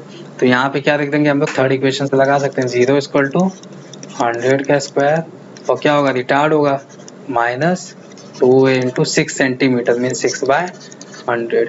इसको करेंगे तो क्या आएगा, 6/50। यहाँ से इसको कैलकुलेट करेंगे तो यहाँ पे आएगा 100 इंटू 100 इक्वल टू 6a/50। तो यहाँ से इसको कैलकुलेट करेंगे तो कितना हो जाएगा, यहाँ पे 3/25 कह सकते हैं इसको, और 25 into 10 to power 4/3 equal to a। तो ये हमारे पास आ गया इसका एक्सीलरेशन। ये वैल्यू यहाँ पे पुट कर देंगे, तो यहाँ पे वैल्यू जब पुट करेंगे 5 into 10 to power -3 into 25/3 into 10 to power 4, यह क्या आ गया, फोर्स आ गया हमारे पास, जितना बुलेट क्या है ब्लॉक पे जितना लगा रहा है। अब इसको कैलकुलेट करेंगे यहाँ पे, तो कितना होगा, ये -3 और ये 4 है, तो एक 0 खाली बचेगा यहाँ पे 5 इंटू 250/3 ये फोर्स, और ये कितना होगा, ये 750/3 हो जाएगा ना, 750 यहाँ पे 3। तो कितने के आसपास आएगा ये, अगर ये 750/3 है, और तो इसको कैलकुलेट करेंगे तो कितना आएगा, 5 इंटू 25 कितना होगा, 1250/3। तो ये आ गया, कितना आ गया, ये फोर्स आ गया। तो अगर ये 1200 होता तो कितना आता है, यहाँ पे 400 के आसपास आता है, 1200 थोड़ा ज्यादा है तो क्या आएगा, इससे थोड़ा सा 400 से ज्यादा आ जाता, बी ऑप्शन हो जाएगा। A constant pressure air thermometer give a reading of 47.5 unit of volume दे रखा है, इतना यूनिट दे रखा है। When immersed in ice cold water, जब इसको कहाँ इमर्स कर रहे हैं, यहाँ पे एक थर्मामीटर है, ये कितना यूनिट वॉल्यूम दे रहा है, 47.5। जब इसको ice cold water mean 0 degree Celsius, और 67 यूनिट जब इसको बॉयल लिक्विड में मीन 100 डिग्री सेल्सियस। तो boiling point of the liquid will be यहाँ पे, अच्छा यहाँ पे नहीं लिखा बॉइलिंग लिक्विड, यहाँ पे हमें ये नहीं क्या रखा है, बॉइलिंग लिक्विड कौन सा है, वाटर तो दे नहीं लिखा, वाटर दिया होता तो क्या लिखते हैं हम लोग 100। तो यहाँ पे हमें ये बताना है कितने पे होगा, ये T, तो ये हमें टेम्परेचर बताना है। तो यहाँ पे क्या है, प्रेशर क्या है, कांस्टेंट है, तो PV इक्वल टू क्या होता है, nRT। प्रेशर अगर कांस्टेंट है, वॉल्यूम किसके प्रोपोर्शनल हो गया, सीधा टेम्परेचर के। रख देंगे यहाँ पे V1/V2 इक्वल टू T1/T2। ये रखते हैं इसमें केल्विन में, तो V1 कितना है यहाँ पे 47.5 और ये 67, और ये हमें क्या निकालना है यहाँ पे, T2 निकालना है। T1 कितना 273, T2 क्या हो जाएगा यहाँ पे 273 इंटू 67/47 तो ये लगभग कितनी बार जा रहा है यहाँ पे 47.5, ये 5 के आसपास जाएगा, 5.5 मान लेते हैं, कितना 5.5 के समथिंग जाएगा। तो इसको कैलकुलेट करेंगे किस में आएगा, ये केल्विन में आएगा, बट हमें चाहिए किस में, सेल्सियस में। फिर इसको हम लोग क्या करेंगे -273, तो आपका ऑप्शन आ जाएगा यहाँ पे। The length of two rod made of the same metal and having the same area of cross section, metal same और क्या है, एरिया भी सेम है। लेंथ दे रखा है यहाँ पे 0.6 एक का, दूसरे का लेंथ कितना है 0.8 metre respectively. The temperature between the end of the first rod, यहाँ पे टेम्परेचर दे रखा है दोनों के एंड के बीच का, पहले रॉड का, पहला रॉड था हमारा, इसका लेंथ 0.6 मीटर था, और इसका यहाँ का temperature 90 degree Celsius 60 degree Celsius, और दूसरा वाला थोड़ा सा बड़ा रॉड दे रखा है, इसका टेम्परेचर 150 और ये 110 डिग्री सेल्सियस दे रखा है, और ये लेंथ कितना दे रखा है 0.8 metre. For which rod the rate of conduction will be greater. तो यहाँ पे क्या होता है K A delta theta by L, यही तो है। तो हमें मटेरियल एरिया क्या दे रखा है, सेम दे रखा है, इस पे तो डिपेंड नहीं है। तो एस किस पे डिपेंड कर रहा है, delta theta by L. Compare कर देंगे, इसका डेल्टा थीटा कितना आएगा 30/0.6, तो कितना 0 और ये कितना 50। और इसका कंपेयर करेंगे डेल्टा थीटा बाई एल, तो ये कितना आ जाएगा 150 माइनस 110 कितना 40/0.8, तो ये कैंसिल हो जाएगा कितना, ये भी 50। तो दोनों का क्या आ रहा है, सेम आ रहा है। तो क्या होने same for both. For a particle of a purely rotating body V equal to R होगा, so correct relation will be. तो यहाँ पे पूछा करेक्ट रिलेशन क्या होगा, V इक्वल टू अगर आर होगा है, omega inversely proportional 1/r, omega directly proportional V equal to, पहली बात तो ये देखना V डायरेक्टली प्रोपोर्शनल 1/r तो हो नहीं सकता, ये गया। Omega is independent of r। तो यहाँ पे होता क्या इस फॉर्मूले में, कभी भी जो आता है हमारा ओमेगा क्या होता है, ये r पे डिपेंड नहीं करता, V डिपेंड करता है r पे। बट इससे यहाँ पे मोमेंट ऑफ इनर्शिया में पढ़ते हैं हम लोग कि जब ये रॉड होता है यहाँ पे हिंज, अगर ये गिर रहा होता है तो हम लोग क्या निकालते हैं पहले ओमेगा, और ओमेगा क्या रखते हैं हर एक पॉइंट के लिए सेम रखते हैं। बट अगर जैसे ए पॉइंट है और ये बी पॉइंट है, ए पॉइंट था और बी पॉइंट, तो अगर हमें ए पॉइंट की वेलोसिटी निकालनी फिर हम लोग आर इंटू ओमेगा, रेडियस ये लेते थे, और फिर अगर बी की लीनियर वेलोसिटी निकालनी है तो R B into omega. But omega क्या रखते हैं हर एक पॉइंट के लिए सेम रखते हैं, तो omega is independent of R, option हो जाएगा। If a stone is to hit at a point which is at horizontal distance, कितना दे रखा है हॉरिजेंटल, एक्स की वैल्यू दे रखी है, away and a height Y की वैल्यू दे रखी है 50 metre above the point from where the stone starts, then what is the value of initial speed u if the stone is launched at 45 degree। अब ये ना तो हमें range बोला है, ये रेंज नहीं बोला है, आर मत समझ लीजिएगा, और ना ही ये मैक्सिमम हाइट, इसको कैपिटल एस मत समझ लीजिएगा। जब ऐसा होता है कि हाइट या रेंज करके देता है तो हम आर और एच लगाते हैं, बट यहाँ पे सीधा सीधा क्या डिस्टेंस और हाइट की बात दे रखा है। तो ये क्या है एक्चुअल में, ये हमारा ट्रेजेक्ट्री इक्वेशन ही लगाना है। वाई इक्वल टू क्या, X tan theta minus half g X square upon U square cos square theta. Y की वैल्यू दे रखी है हमारे पास हाइट 50, एक्स कितना दे रखा है 100, tan 45 की वैल्यू 1 माइनस हाफ, जी की वैल्यू 10, एक्स की वैल्यू यहाँ पे कितनी 100, तो 100 इंटू 100 कर देंगे अपॉन यू वैल्यू पूछ रखी है यू स्क्वायर, और ये कॉस स्क्वायर थीटा मीन्स 1/2, क्योंकि कॉस 45 1/2 तो कितना 1/2 का, यहाँ पे 1/2 का स्क्वायर 1/2, 1/2 ये तो कैंसिल हो जाएगा, बचेगा क्या 0 0 0 भी कैंसिल हो जाएगा, और ये 5 1 जा 5 2 जा, और यहाँ पे 520 टाइम्स जाएगा। तो यहाँ से जो हमारे पास इक्वेशन आ रहा है, और ये क्या चला जाएगा, ये वैल्यू पूरी इधर चली जाएगी, इस वैल्यू को हम लोग क्या करेंगे उधर उठा के रख देंगे 20 इंटू 100 अपॉन यू स्क्वायर। तो इस 1 यहाँ पे 1 बच रहा है तो 2 माइनस 1 क्या 1 हो जाएगा। तो यू स्क्वायर कितना आ रहा है 2000, तो यू कितना आ रहा है रूट 2000। अब 2000 का रूट करेंगे कितना आएगा 100, ये कितना 10 रूट 20 हो जाएगा, 10 रूट 20, और 20 को क्या लिख सकते हैं 4 इंटू 5, 4 को क्या कर सकते हैं, इसको हम लोग लिख सकते हैं 10 रूट 4 इंटू 5, 4 में से क्या 2 रूट ले सकते हैं, तो 20 रूट क्या हो सकता है यहाँ पे 5, कौन सा ऑप्शन है सी ऑप्शन हो जाएगा यहाँ पे। A uniform solid sphere of mass capital M and a radius r is placed on a smooth horizontal surface. It is given a horizontal impulse j at a height h। तो यहाँ पे हमारे पास sphere दे रखा है, इसको h height ऊपर हम लोगों ने क्या दे रखा है यहाँ पे इम्पल्स दिया कुछ j above the center of mass and the sphere starts moving then the value of h। तो यहाँ पे हाइट की वैल्यू पूछ रखी है, तो इम्पल्स दिया तो क्या हो गया ये रोलिंग मोशन शुरू कर दिया यहाँ पे, क्योंकि यहाँ पे क्या लगेगा टॉर्क लगेगा, तो टॉर्क इक्वल टू क्या होता है आई इंटू अल्फा, और टॉर्क कितना होगा, टॉर्क होगा हमारा फोर्स इंटू एक्स, एक्स क्या है यहाँ पे एच है, इसी के अलॉन्ग टॉर्क लग रहा है, और ये यहाँ पे क्या मान लेते हैं फोर्स दे रहा होगा, इम्पल्स है तो फोर्स दे रहा होगा यहाँ पे एफ इंटू एच। आई कितना हो जाएगा, रोलिंग मोशन कर रहा है सेंटर ऑफ मास के अलॉन्ग, तो 2/5 एम आर स्क्वायर, और क्या हो जाएगा अल्फा। अब ये फोर्स क्या हो जाएगा M into H 2/5 M R square, और अल्फा को क्या लिख सकते हैं ए बाई आर, यहाँ से क्या हो जाएगा ए कैंसल एम कैंसल, एक आर से एक आर का, तो एच इक्वल टू क्या आया 2/5 इंटू आर, कौन सा यहाँ पे ऑप्शन मैच कर रहा है अपने पास, 2 ऑप्शन आ रहा है, 2/5 इंटू आर, एच की वैल्यू आ रही है 2/5 इंटू आर। अब बताना है यहाँ पे हमें वेलोसिटी बतानी कितनी, तो जे इक्वल टू क्या होता है एम इंटू वी। अगर वेलोसिटी यहाँ पे मान लेते हैं वी वेलोसिटी से यहाँ पे क्या करने लगा रोलिंग होगा अगर एंगुलर वेलोसिटी से, और इसको सेंटर ऑफ मास को अगर वी वेलोसिटी मिल रही है तो हम लोग क्या लिख सकते हैं J equal to M we. तो वेलोसिटी कितना होगा जे बाय एम। कौन सा ऑप्शन चला जाएगा, ये ऑप्शन हो जाएगा। केवल यहाँ पे हमारे लिए क्या दिक्कत है एच निकालना, बाकी ये तो हमें पता ही है कि मोमेंटम इक्वल टू क्या होता है यहाँ पे ये एम इंटू वी। कौन सा ऑप्शन क्या है, ये ऑप्शन हो गया। When both the listener and the source are moving towards each other, then which of the following is true regarding frequency and wavelength of wave observed by the observer? ये तो पता है कि जब सोर्स और observer दोनों अगर पास आ रहे हैं तो क्या होगा, फ्रीक्वेंसी क्या होगा, बढ़ेगी मोर फ्रीक्वेंसी, यहाँ पे मोर फ्रीक्वेंसी 3 दे रखा है। और वेवलेंथ क्या होगा, क्योंकि वेलोसिटी क्या रहने वाली है, कांस्टेंट रहने वाली, तो वेवलेंथ क्या, तो velocity is equal to frequency into lambda. तो ये वैल्यू अगर कांस्टेंट रखनी है तो ये अगर बढ़ रही है तो ये क्या होगी, डिक्रीज होगी। तो कौन सा ऑप्शन है, less wavelength more frequency option. A vessel contain 1 gram of oxygen at a pressure 10 atm and a temperature of 47 degree Celsius. तो क्या दे रखा है यहाँ पे, मास दे रखा है, प्रेशर दे रखा है और क्या दे रखा है, टेम्परेचर।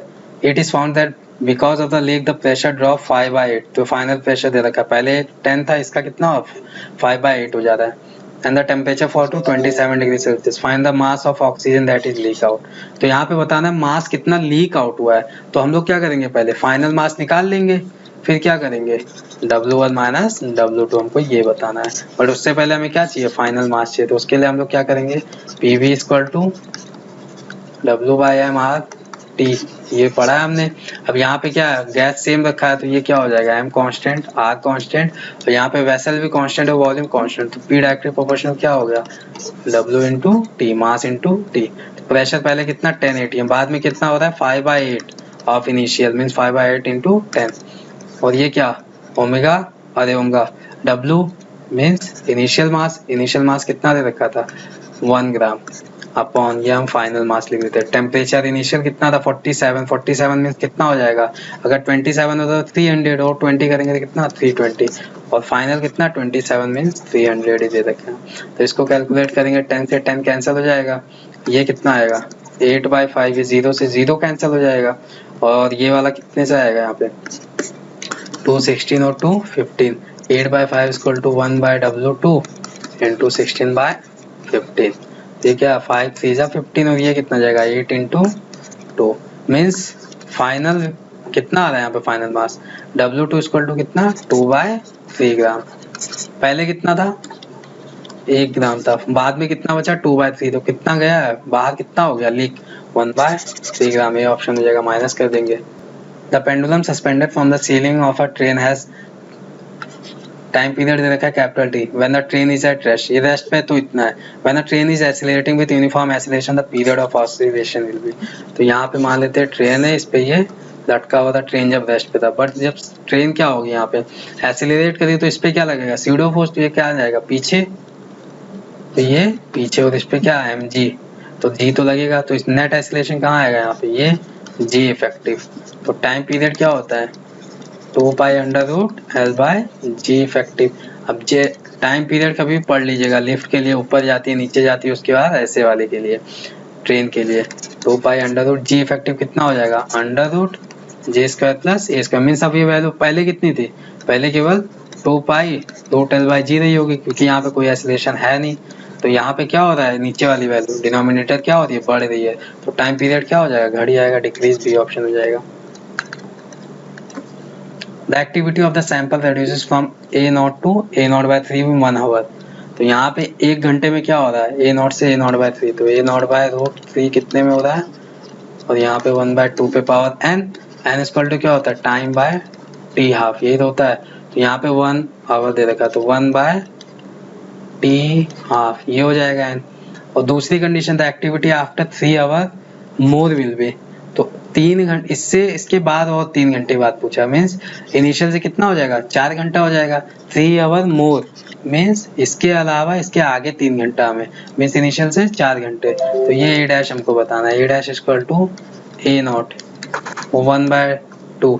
अब यहाँ पे क्या रखना है n इक्वल टू यहाँ पे 4 आवर्स रखना है, तो 4/t½ तो यहाँ पे आ जाएगा 4/t½ अब ये देखिएगा यहाँ पे, यहाँ से अगर a0 से a0 कैंसिल तो 1/2 पे पावर, ये क्या 1/t पे पावर हाफ जो रखा है यहाँ पे t½ और यहाँ पे क्या रखा है 1/2 4/t½ मीन्स इसका क्या है पावर 4 है ना, यहाँ पे क्या है पावर 4 है। तो हम लोग सीधा सीधा क्या कर सकते हैं a' = a0 1/√3 और क्या है ये पावर 4 है तो कितना हो जाएगा a0/9। कौन सा ऑप्शन होगा, बी ऑप्शन हो जा रहा है यहाँ पे। From the top of a tower, the stone is thrown up and reaches the ground in time t1 = 9 seconds, and second stone is thrown down with the same speed and reaches the ground in 4 seconds. पहली बार दे रखा है कि ये ऊपर throw कर रहा है, तो ये यहाँ पे फर्स्ट टाइम टावर के ऊपर से थ्रो कर रहा है यहाँ से, तो ये ग्राउंड पे आ रहा है 9 सेकेंड में आ रहा है। दूसरी बार यहाँ पे नीचे की तरफ थ्रो कर रहा है, तो ये आ रहा है 4 सेकेंड में, ये आ रहा है 4 सेकेंड में। तीसरी बार क्या कर रहा है, इसको खाली हम लोग ड्रॉप कर दे रहे हैं, कोई वेलोसिटी नहीं दे रहे हैं यहाँ पे। तो ये बताना है t3 कितना होगा, तो इसके लिए सीधा फार्मूला क्या होता है t3 = t1 × t2 क्या हो जाएगा 9 × 4 और ये कितना हो जाएगा √36 क्या आएगा 6 सेकंड। कौन सा ऑप्शन जाएगा बी ऑप्शन। इसको प्रूफ कैसे करते हैं, पहले इसके लिए इक्वेशन लिखते हैं, तीनों के लिए हाइट क्या है सेम है तो h, पहले इसके लिए लिखेंगे h = ऊपर जा रहा है तो -u × t1 और क्या -12 g × t1²। दूसरे के लिए लिखेंगे नीचे आ रहा है तो h = u t2 + ½ g t2²। तीसरा क्या है सीधा सीधा ड्रॉप है तो h = क्या आएगा ½ g t3²। अब यहाँ पे क्या है, इसमें मल्टीप्लाई करके इसको रिप्लेस करते हैं तो क्या आता है कुछ इक्वेशन हमारा इस तरह। वैसे इसका सीधा सीधा याद कर लेते हैं कि एक बार बॉडी को अगर ऊपर थ्रो किया गया फिर नीचे थ्रो किया गया फिर रेस्ट से ड्रॉप कर रहे हैं तो उसके लिए इक्वेशन क्या होता है रेस्ट वाली टाइम होती है। ये क्या होती है रेस्ट वाली टाइम, ये चीज ध्यान रखना है।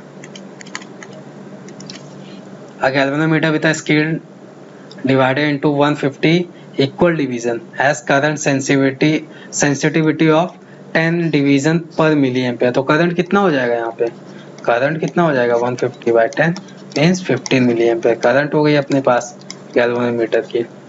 End voltage sensitivity of 2 division पर मिलीवोल्ट, तो यहाँ पे गैल्वेनोमीटर का वोल्ट कितना हो जाएगा 150/2 कर देंगे यहाँ पे, तो ये कितना हो जाएगा यहाँ पे 75 millivolt. Find shunt resistance for making ammeter of 6 ampere, तो यहाँ से हमें कितना जाना है 6 एम्पियर करना है, तो यहाँ पे शंट कितना लगेगा S और ये गैल्वेनोमीटर है। तो यहाँ से हमें पता चल गया इसकी करंट कितनी है 15 और वोल्ट कितना है 75। तो जितना वोल्ट यहाँ पे आना है उतना ही वोल्ट कहाँ आएगा शंट के क्रॉस आएगा 75 मिली वोल्ट। तो वोल्ट तो हमें पता है, अब निकालना क्या है शंट का रेजिस्टेंस। तो रेजिस्टेंस के लिए हमें क्या चाहिए S = V/I, तो यहाँ पे 15 मिली वोल्ट ये तो हमें पता है। अब करंट खाली चाहिए यहाँ पे, तो शंट में कितना करंट जाएगा 6 आ रहा है, गैल्वेनोमीटर में कितना जाना है यहाँ पे 15 मिली एम्पेयर जाना है और 6 एम्पेयर है तो इसको मिली एम्पेयर में कन्वर्ट करेंगे क्या आएगा 6000 है, क्या होगा 6000 मिली एम्पेयर।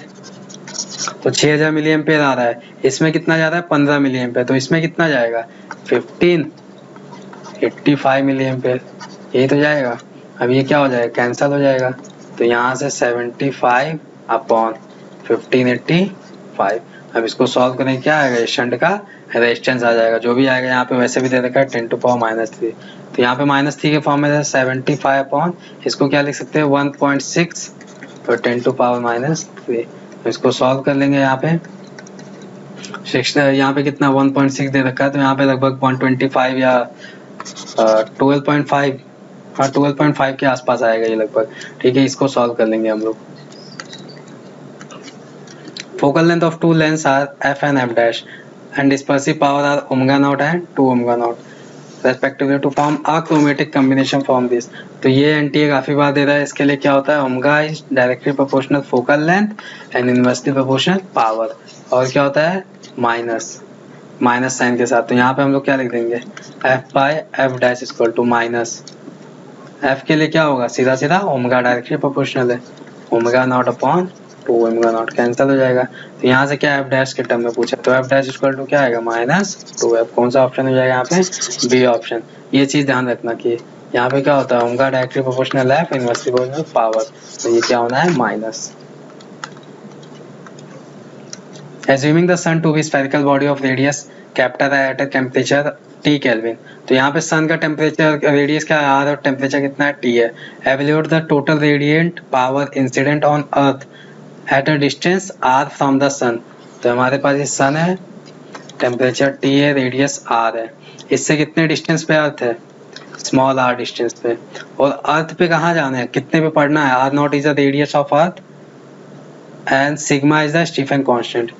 यहाँ पे क्या है, हमें बताना है कि अर्थ का रेडियस R0 है, r डिस्टेंस पर जो अर्थ है अपनी, वहां पे कितने इस पे पावर जा रही है, तो हमें पहली बार इसका पावर पता है, क्या होगा यहाँ पे 4, यहाँ पे हम लोग इसका पावर जो लिखते हैं E सिग्मा, और क्या लिखते हैं T4, E लिखते हैं, E की वैल्यू क्या हो जाएगी यहाँ पे 1 हो जाएगा, ये पावर होता है। पावर यहाँ पे ये कितना हो जाएगा 4 पाई कैपिटल R स्क्वायर, और सिग्मा दे रखा है यहाँ पे स्टीफन कांस्टेंट, तो यहाँ पे कितना हो जाएगा सिग्मा T पे पावर 4, ये पावर हो गई। तो पावर यहाँ पे आ गई। अब यहाँ पे R डिस्टेंस पे ये कितनी अपनी इंटेंसिटी, अपने पावर का कितना पार्ट यहाँ पे भेज रहा है, तो कितना इंटेंसिटी भेज रहा है R डिस्टेंस पे, तो इंटेंसिटी क्या होगी, तो इंटेंसिटी कितनी होगी R डिस्टेंस पे, इंटेंसिटी क्या होता है E बाई ए, तो पावर कितना है 4 पाई R स्क्वायर सिग्मा T पे पावर 4 अपॉन, यहाँ पे एरिया क्या होगा R डिस्टेंस पे क्या होगा पाई R स्क्वायर होगा। तो ये हमारी इंटेंसिटी, अब ये इंटेंसिटी कहाँ जाएगी, इस पे जाएगी, तो अब इस पे हमें पावर बताना है कि ये पावर कितनी होगी। फिर वही उल्टा फॉर्मूला फिर से रिपीट कर देंगे यहाँ पे, P डैश इक्वल टू जो भी हमारी ये इंटेंसिटी आई है 4 पाई R स्क्वायर सिग्मा T पे power 4 upon pi R square, तो एरिया इसके लिए क्या हो जाएगा पाई R0 स्क्वायर, पाई से पाई कैंसिल हो जाएगा। अब जो भी हमारा फॉर्मूला ये बन के आ रहा है 4 पाई R स्क्वायर सिग्मा T पे power 4 R0 square upon R square. तो यहाँ पे कौन सा ऑप्शन ऐसा कुछ मैच कर रहा है हमारे पास, यहाँ पे पहले ही ऑप्शन मैच कर रहा है, ये ऑप्शन हो जाएगा यहाँ पे। बस यहाँ पे क्या करना था, पहले यहाँ पे हमें पावर बतानी थी, यहाँ पे क्या बतानी इंटेंसिटी बतानी थी, फिर हमें पावर बतानी थी, तो हमें पहले एक बार पावर से इंटेंसिटी, फिर इंटेंसिटी से क्या पावर चलना था। A cannon shell fired at an angle theta with horizontal breaks into two equal parts at its highest point. One part retraces the path to the cannon with kinetic energy E1। तो कह रहा है यहाँ पे theta angle से कोई shell यहाँ पे फायर किया गया,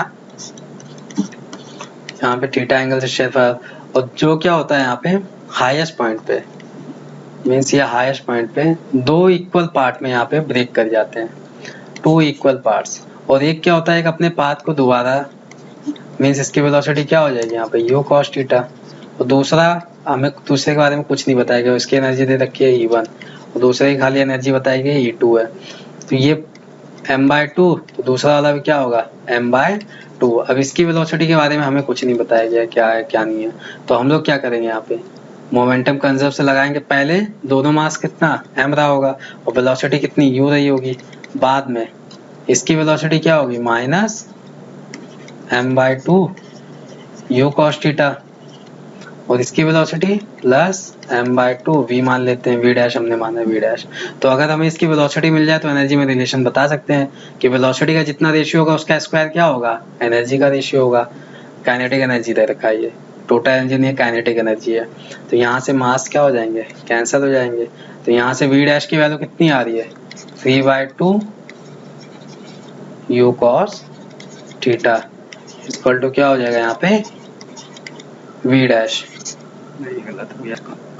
A cannon shell fired at an angle theta with the horizontal breaks into two equal parts at its highest point। तो यहाँ पे क्या होता है अपने हाईएस्ट पॉइंट पे दो इक्वल पार्ट में टूट जा रहा है m/2 और m/2, पहला पार्ट है ये दूसरा पार्ट है।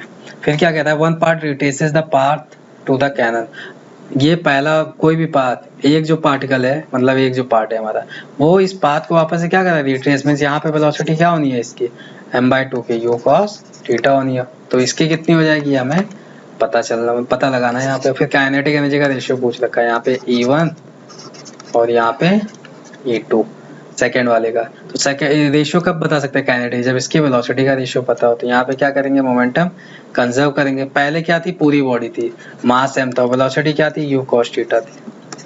बाद में क्या होगी, minus m/2 u cos theta, क्योंकि कहाँ जा रहा है, अपोजिट जा रहा है ना। पहले वाली बॉडी कहाँ जा रही होगी, ऐसे जा रही होगी, तो इसीलिए हमने इसको प्लस ले लिया। और सेकेंड वाले को हमने क्या पॉजिटिव भी माना है, तो m/2 v डैश। यहाँ पे इसको सॉल्व करेंगे तो m से m कैंसिल हो जाएंगे।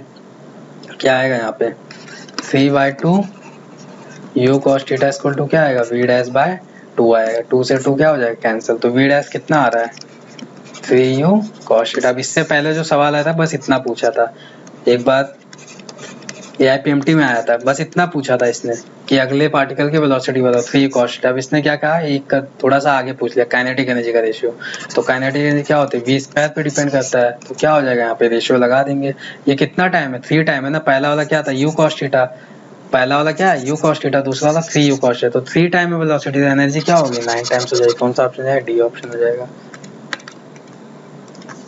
A disk initially at rest is rotated about its axis with uniform angular acceleration. In the first 2 seconds is rotate an angle theta. In the next 2 seconds the disk rotates to an angle. तो यहाँ पे क्या कर रहा है कि पहले 2 second में कितना आ रहा है, कितना रोटेट कर रहा है, थीटा। तो थीटा इक्वल टू क्या लिख देंगे, हाफ a 2 का स्क्वायर। तो अगले 2 सेकंड में हमसे पूछा है तो हम लोग क्या करेंगे, टोटल निकाल लेते हैं।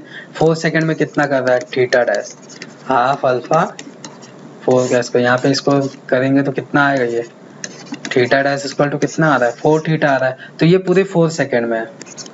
ये हमने देखा है यहाँ पे 0 से 2 सेकंड तक 2 थीटा, और यहाँ पे पूरा 4 सेकंड तक ये पूरा आ रहा है 4 थीटा। तो यहाँ पे हमने पूछा क्या, नेक्स्ट 2 सेकंड पे केवल यहाँ पे बताना है, नेक्स्ट 2 सेकंड मीन्स ये वाला। तो यहाँ पे कितना कर रहा है, ये इनिशियल फाइनल वाले से इनिशियल कर देंगे 4 थीटा, यहाँ पे करेंगे 4 हाँ, यहाँ पे क्या करेंगे 4 थीटा माइनस क्या कर रहा था, यहाँ पे केवल थीटा कर रहा था, थीटा कर रहा है यहाँ पे, बस कितना कर रहा है यहाँ पे थीटा। तो यहाँ पे कितना आ रहा है, 4 थीटा माइनस थीटा हो जाएगा। ये क्या है, 2 सेकंड तक थीटा, पूरे 4 सेकंड तक 4 थीटा। तो यहाँ पे हमें क्या बताना, ये कितना बताना, ये कितना करेगा। तो ये 2 सेकंड तक थीटा, तो ये कितना करेगा 3 थीटा। कौन सा ऑप्शन है, सी ऑप्शन हो जाएगा यहाँ पे। A ball is thrown vertically downward from the height of 20 meter with an initial velocity v0.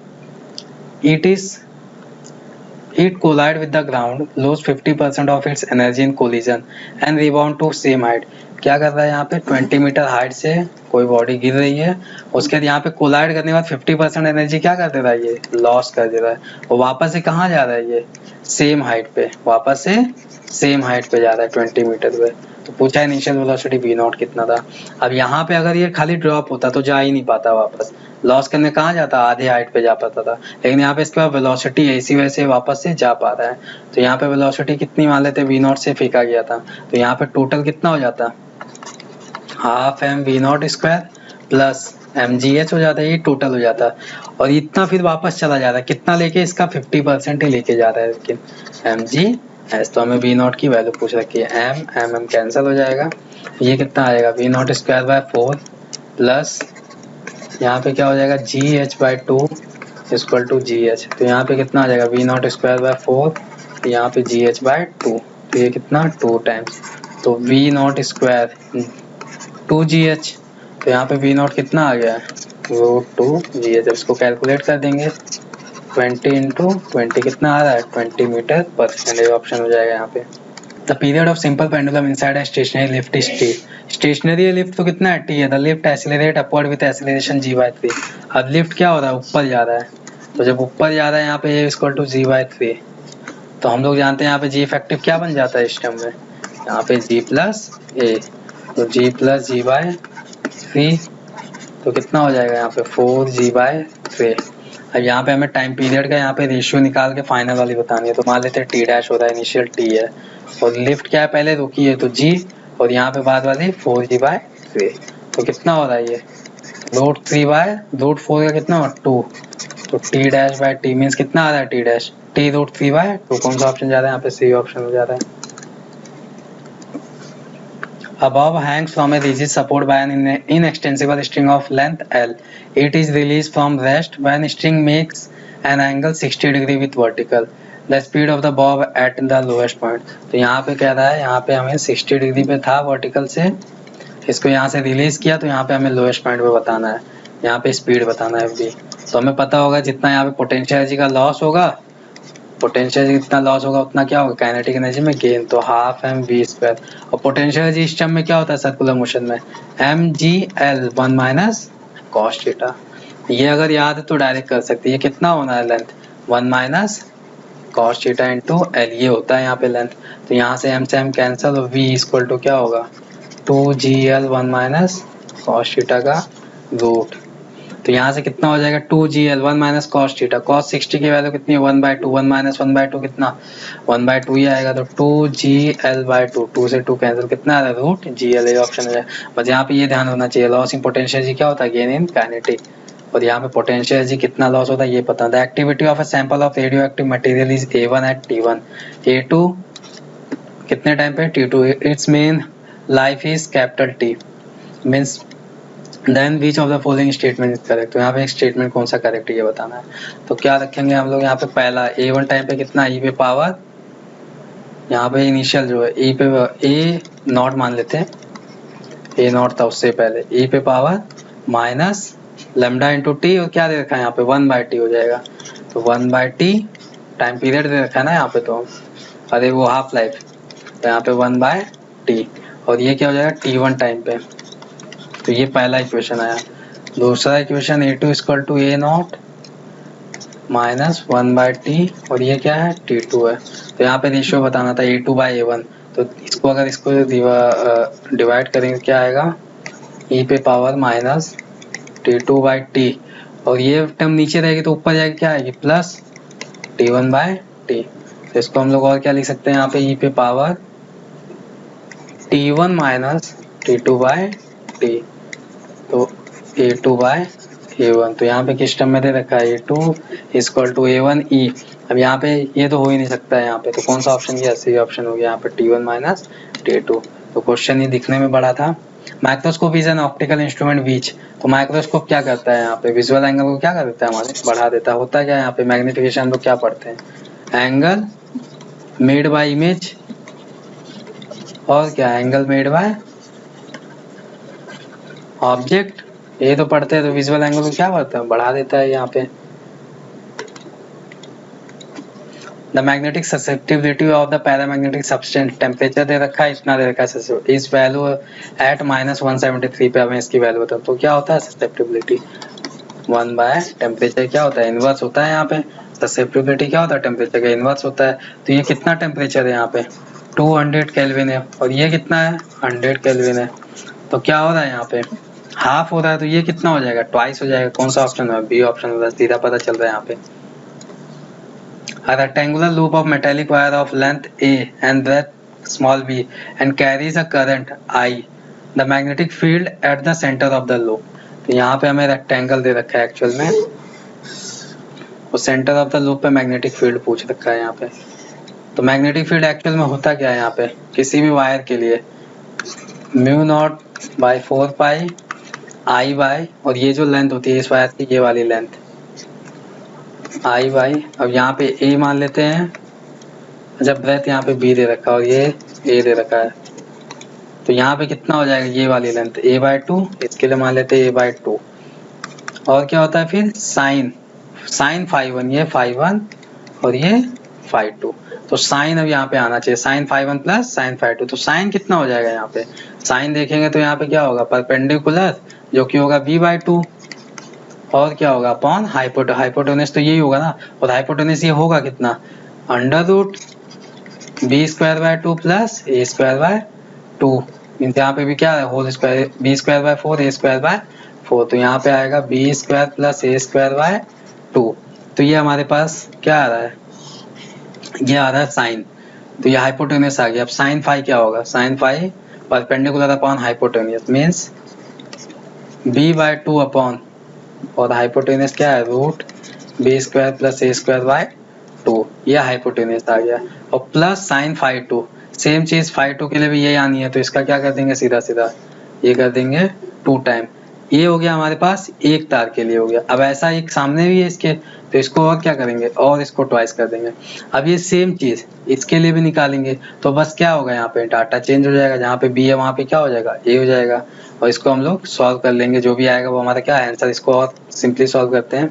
यहाँ से 2 कैंसिल हो जाएगा, mu naught by 4 pi 2i/a b by under root B square plus A square, और ये 2 into 4 मतलब क्या हो जाएगा, यहाँ पे 8 हो जाएगा, 8i/a।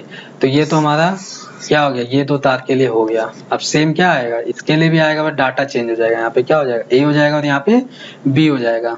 फिर क्या करेंगे, दोनों को ऐड कर लेंगे, तो दोनों को ऐड करने पे जो भी आएगा अपना आंसर हो जाएगा। यहाँ पे वैल्यू लगभग फर्स्ट ऑप्शन ही आ रहा था। यहाँ पे बस mu naught by 4 pi 8i/, data change हो जाएगा b, और ये क्या हो जाएगा a by B square by plus A square. ये अब ये दोनों को फिर क्या कर देंगे ऐड, क्योंकि ये जो वैल्यू आ रही है ये किसके लिए आ रही है, ये दोनों तार के लिए आ रही है, ये दोनों तार के लिए ये वैल्यू आ रही है, और ये दोनों तार के लिए ये वैल्यू आ रही है। दोनों को क्या कर देंगे, ऐड कर देंगे। तो ऐड करने में क्या आएगा हमारा आंसर, ये बी आएगा।